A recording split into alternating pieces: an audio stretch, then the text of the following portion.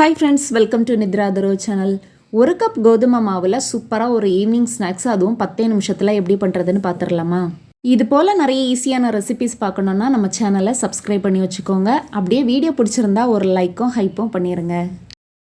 இப்போ ஒரு பாத்திரத்தில் ஒரு கப் கோதுமை மாவு எடுத்திருக்கேங்க. இதோடவே 1/2 டீஸ்பூன் சீரகம் சேர்த்துக்கலாம். சீரகத்தை கையில் வச்சுட்டு ஒரு வாட்டி இந்த மாதிரி நல்லா நசுக்கிட்டு அதுக்கப்புறமா சேர்த்துக்கோங்க.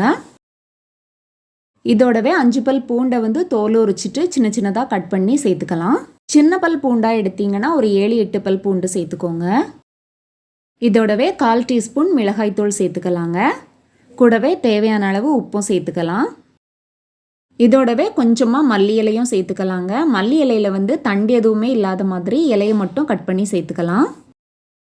இப்போ இது எல்லாத்தையும் சேர்த்ததும் ஒரு வாட்டி எல்லாத்தையும் நல்லா மிக்ஸ் பண்ணி எடுத்துக்கணுங்க.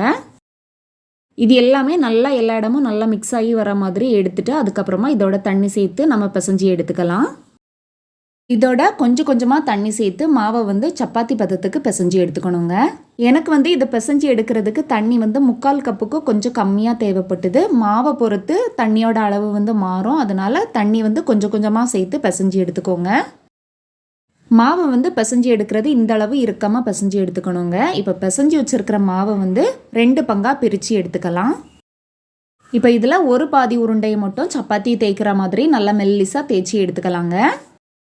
நான் இது மேலே தாங்க மாவை தேய்ச்சி எடுக்க போகிறேன். அதனால் கொஞ்சமாக மாவு சேர்த்துக்கலாம். இதுக்கு பதிலாக பிளாஸ்டிக் பேப்பர் மேலே வச்சு கூட இதை தேய்ச்சி எடுத்துக்கலாம். எடுக்கிறதுக்கும் ரொம்ப ஈஸியாக இருக்கும். மாவு இந்த அளவுக்கு நல்லா மெல்லிசாக தேய்ச்சி எடுத்துக்கணுங்க. அப்போ தான் பொரிச்சு எடுக்கும்போது நல்லா கிறிஸ்பியாக இருக்கும். இப்போ மாவு தேய்ச்சி எடுத்ததும் ஒரு ஃபோர்க் எடுத்து எல்லா இடமும் குத்தி விட்டுறலாங்க. மாவை இந்த மாதிரி குத்தி விடாமல் பொரிச்சு எடுத்தோன்னா பூரி மாதிரி நல்லா உப்பி வந்துடுங்க. கிறிஸ்பியாக கிடைக்காது. அதனால எல்லா இடத்துலையும் நல்லா இந்த மாதிரி குத்தி விட்டுறலாம். மாவு ஃபுல்லாக நம்ம குத்தி எடுத்தாச்சுங்க. இந்த மாதிரி எல்லா இடமும் குத்தி எடுத்துக்கோங்க.